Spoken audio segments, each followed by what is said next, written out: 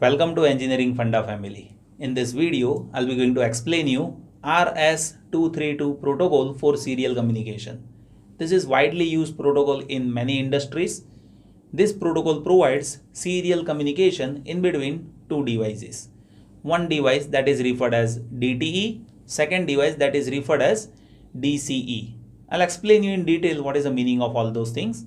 Let me tell you first how many things that I'm going to cover in this video. See, in this video, I'll explain you how we can configure this protocol first. After that, I'll explain you how many connectors are available, in which how many types of signals that we need to configure so that you can have connection establishment in between DTE and DCE. After that, I'll explain you how we can have handshaking in between DTE and DCE. Then I'll explain you what is the voltage range that is there at transmitter side and what is the voltage range that is there at receiver side with this protocol. At last, I'll explain you what is the data format which we need to have it with this serial communication, as well as when you want to use this protocol in embedded system, at that time what are the adjustments that we need to do, that even I'll be covering in this video. Let us see all those things step by step. So first of all, I'm going to explain you basics of RS-232 protocol. So that is used for serial communication that provides asynchronous full duplex communication. Asynchronous means here we don't use clock signal, and full duplex means both of the devices can transmit and receive data with each other. Here you will be observing with the use of this protocol we can have communication up to distance of 50 feet, and that depends on which type of cable that we use, and with respect to distance data rate will also change. If you have longer length of cable, then data rate will be less. At max you can have 1 Mbps of data rate, and that is available with short cable only. As if you increase the length of cable, capacitance of cable will increase, that will limit data rate.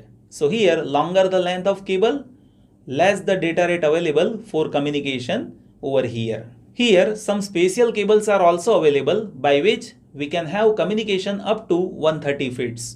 But in that you will be having very less data rate, remember this. Here to establish this protocol we use two connectors, DB9 connector and DB25 connector. Here both of these connectors are used with 9 lines only, means in DB9 connector we will be having 9 lines, in DB25 connectors we are having 25 lines, but out of 25 only 9 lines are used for signaling. So it is not like DB25 is having more number of lines, means it is faster. Here out of 25 lines only 9 lines are used, so protocol is remaining same for both of these connector. Rest lines with this DB25 connectors are unused. Let me show you first how those connectors are there. So these are DB9 connectors and these are DB25 connectors.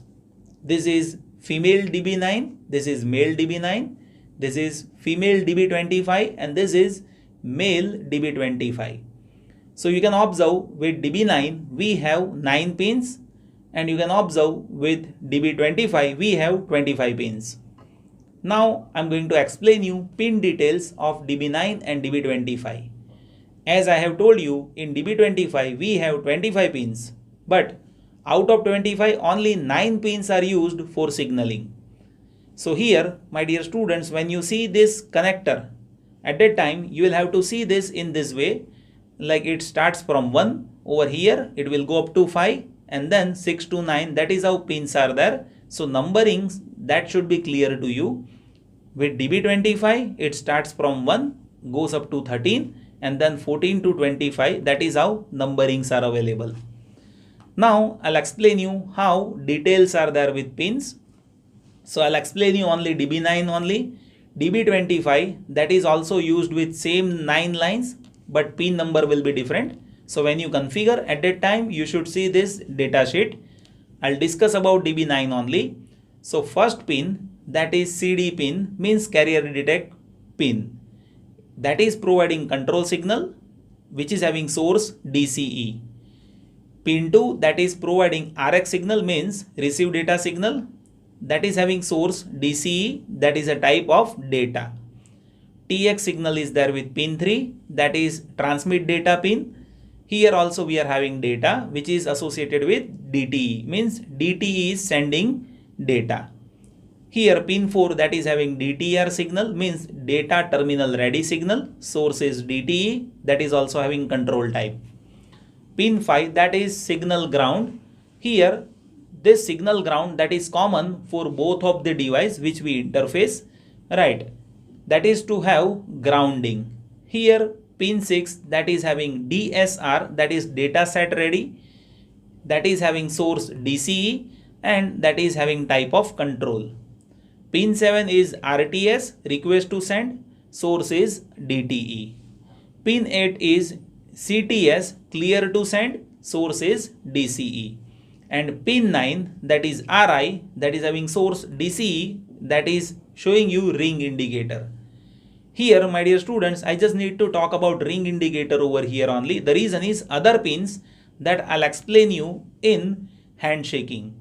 So ring indicator that you can have in terms of ringing device, like you might have seen in your landline, when call is coming, at that time it will be providing ring indicator signal, means your device will ring, right? So that is how this signal is there. Other signals that we have for communication, and in that you need to see the portion which I am going to explain you in handshaking. First you need to understand what is DCE and what is DTE. As I have told you, the signals are there with respect to different source type. So here when we talk about DTE, then you should know it is data terminal equipment, that could be computer, and DCE that is data communication equipment, that may be modem.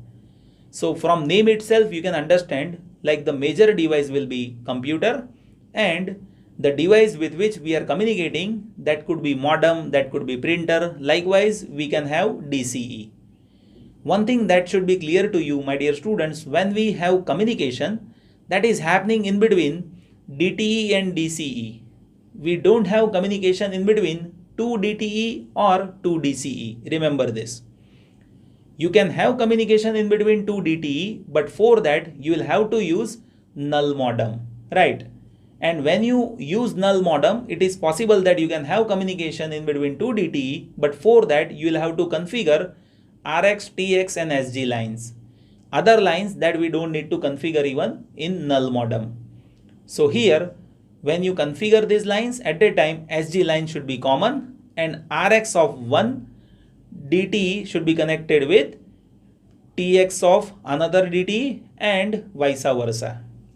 Here let me show you how things are happening. Like you can have communication in between DTE to DC with the use of RS-232 cable, but when you have 2 DTE, at that time you will have to use null modem in between, in which I have told you RX is connected with TX of another and vice versa, and SG line is common. That is how we configure it.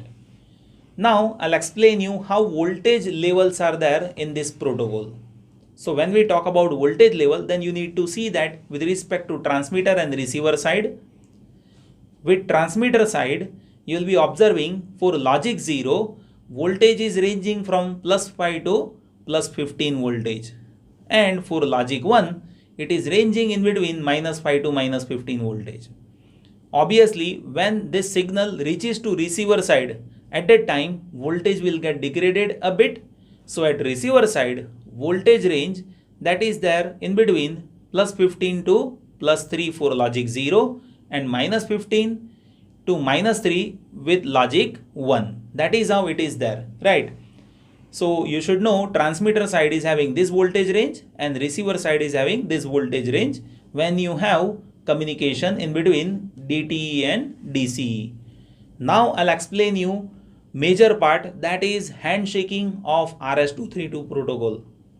So when you want to have communication, before that you'll have to provide signaling, right? So here first of all you should know how wires are connected, means signals are connected. So RTS is connected with CTS, RTS of DTE is connected with CTS of DCE and vice versa. Means two wires are connected like this. Then DSR of DTE is connected with DTR of DCE and vice versa. Means another two wires are connected like this. TX of DTE is connected with RX of DCE and vice versa. Means in total 6 wires are connected like this. And SG wire, that is common, right, that you should know. So 7 wires that I have already told you. Carrier detect, that is separate, right. So here for handshaking we just need this wires. Here when you want to establish communication, at that time DTE may initiate communication as well as DCE also initiate communication. Let us take one example in which DTE wants to communicate. So what DTE will do is, DTE means data terminal equipment, that is this, will send RTS signal to DCE. So obviously this RTS means request to send, that is connected with CTS of DCA, means clear to send. As if DCE is available, then DCE will give respond. So what DCE will do is, DCE will respond on DTR line. So that is data transmit ready. As if it is free, then only it will give this. Means now DTE can initiate data communication and now DTE will send data to DCE. That is how things are happening. So here same thing that we can have with DCE as well. Like as if DCE wants to initiate data communication, then DCE will give first signal, that is RTS, right, as this signal is vice versa. And after that DTE will give respond on DTR line, and after that DCE can send data to DTE. So same thing that we can initiate with DCE as well. Now I'll explain you what is the data frame format of RS-232 protocol. So here when we talk about data frame format, then that is similar to UART. In that first we will be forwarding start bit, then you will be having 8 bits of data, then you will be having parity bit, and then you will be having stop bit. Start bit will be 0, stop bit will be 1. Now what is this parity bit? This parity bit that indicates whether this given data is there with even parity or odd parity. By this parity bit we can check whether error is there in received data or not. How? You see here number of ones inside this data bits, that is indicated by this parity bits. Like as if number of ones are even, then this parity bit will be 0, and number of ones are odd, in that case parity bit will be 1. So as if one bit is corrupted when you receive it, at that time what will happen? Parity becomes false. In that case you can say received data is having error somewhere. We don't know at which location error is there, but we can identify error is there at least. So that is why parity is essential, which indicates you whether error is there or not. But here you see we are having redundancy. 3 bits are there as per redundant bit: start, stop and parity bit.